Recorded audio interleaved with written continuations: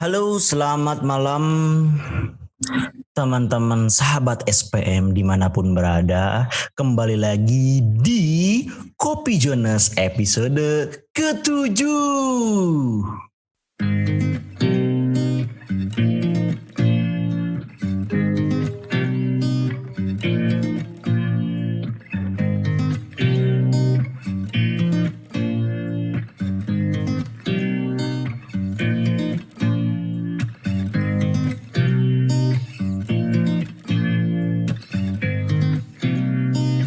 Pada episode ini ya sama kayak ya, minggu kemarin ya. Di sini gua nggak live di TikTok karena kemarin itu hujannya gede banget ya, akhirnya mengganggu sinyal dan sebagainya sehingga tidak memungkinkan untuk live Kopi Jonas beserta live TikTok sekaligus gitu. Jadi sini gue hanya live TikTok lagi, hanya live live nggak live juga sih, jadi cuma recording dari Kopi Jonas tersendiri ini gitu loh, bersama gua Fajar Sidik. Jadi kita akan beberapa waktu ke depan akan ngebahas mengenai yang namanya adalah keresahan lagi yang gue timbulkan dari akibat kelabilan dari suatu kebijakan gitu ya. Di mana? Di Seni Pasar Modal Channel tentunya. Jadi kalau yang belum subscribe di video di YouTube, silahkan subscribe di YouTube ya. Kalau di tempat yang lain ada di Instagram @senipasarmodal_ gitu. Oke, di sini gue punya keresahan sih sebenarnya ya. Keresahan yang gue rasain itu adalah Indonesia nih sebenarnya kenapa sih gitu loh. Gak pernah sehari aja gitu loh, nggak ada kabar tentang kerusuhan, nggak ada kabar tentang kekacauan di dalam negara gitu loh, di dalam Indonesia itu sendiri. Kenapa kita Indonesia nggak mengimprove atau berinvestasi keluar gitu? Malah kita suruh investasilah ke Indonesia. Dengan cara apa? Dengan cara ya mungkin kayak semacam memeras kasar kali ya, semacam memperkerjakan para buruh gitu, para buruh untuk memperkaya satu pihak yang berinvestasi di Indonesia. Kalau keuntungannya dirasakan oleh Indonesia, artinya ada pajak yang diterima di sana yang lebih besar dan lain sebagainya, itu ya oke aja. Tapi di sini ternyata ada kebijakan tentang tax amnesty 2, pengampunan pajak biar orang asing atau investasi Indonesia yang di asing itu akan balik lagi ke Indonesia. Dan kebijakan-kebijakan lainnya yang mempermudah untuk berinvestasi. Apakah salah? Ya menurut gue pribadi nggak salah ya terhadap hal tersebut, nggak ada hal-halnya salah, karena pasti punya kalkulasi sendiri. Salah satunya itu adalah meningkatnya penyerapan tenaga kerja di Indonesia. Tetapi yang jadi masalah di sini adalah cara-caranya nih. Cara-caranya itu yang terkadang menurut kita ini baik loh, tapi ternyata dimanfaatkan oleh beberapa oknum. Ya akhirnya kayak gini istilahnya, kalau lu butuh sama orang, pasti orang itu kayak bertingkah gitu loh, kayak orang bertingkah, lu mau gua kan, ya udah lu ikutin cara gua gitu loh. Padahal sebenarnya tanpa dia pun sebenarnya kita masih bisa hidup gitu loh.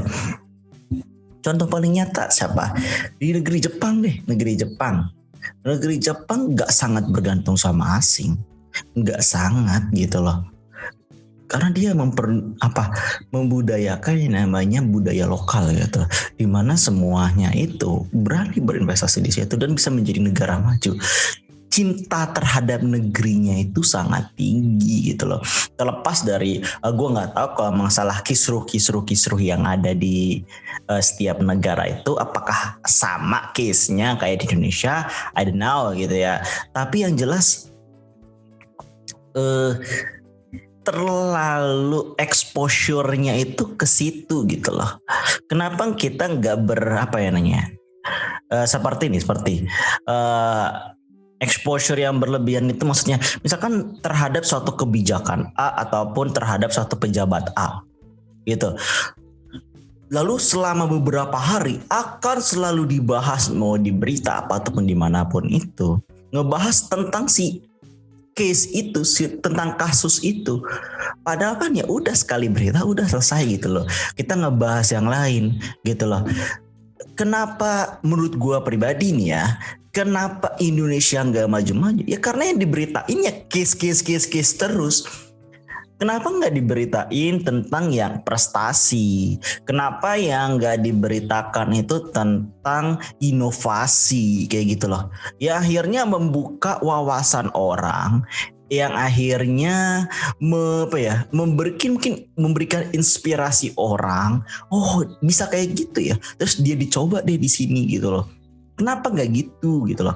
Kenapa selalu berkutat dengan yang namanya masalah? Apakah salah? Ya menurut gue nggak salah, tetapi ada kadarnya gitu loh.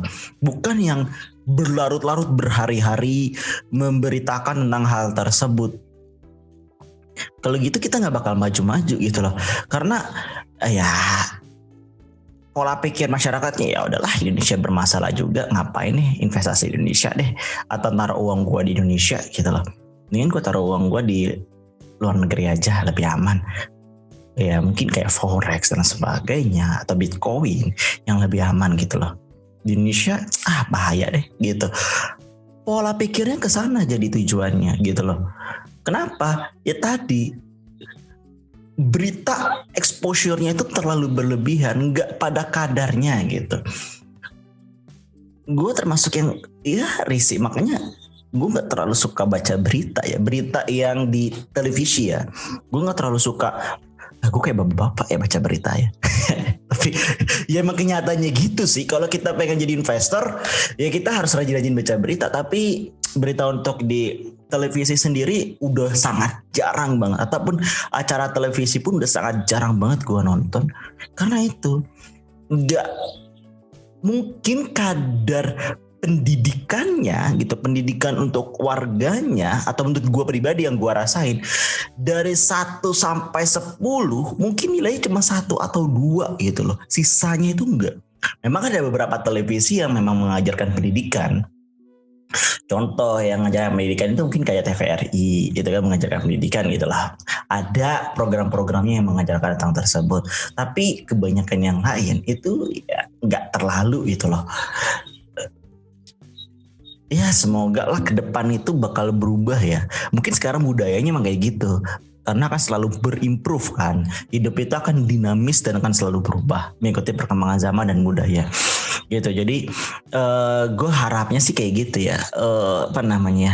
Jangan berita terlalu berlebihan lah. Karena bagi para penikmat televisi yang istilahnya susah sinyal nih di daerah sana gitu, itu akan sangat berdampak. Pola pikir mereka itu akan berbeda gitu. Gimana kita memajukan investasi Indonesia kalau kita nggak mencerahkan bangsa sendiri? Kita nggak mencerahkan bangsa sendiri. Salah satu yang paling nyata gini deh. Yang paling nyata itu adalah ini gue sedikit sebenarnya bahaya ya, tapi nggak apa-apa sih. Ini berita emang udah ada di berita ini ya. Yaitu adalah suatu kebijakan tentang miras itu dibuat ya. Suatu kebijakan tentang miras itu dibuat dan disahkan. Oke, dibuat dan disahkan itu. Lalu setelah dibuat dan disahkan, sebelum dibuat dan disahkan pasti kan dikaji dulu nih oleh para ahli. Kenapa dan menyusun peraturan-peraturannya, ayat-ayatnya seperti A, B, C, D, E dan sebagainya macamnya gitu loh ya. Kemudian setelah disahkan, ternyata kebijakan miras ini berefek langsung terhadap yang namanya emiten miras. Blue naik seketika. investor yang nggak peduli tentang halal dan haram pasti akan naik masuk ke situ.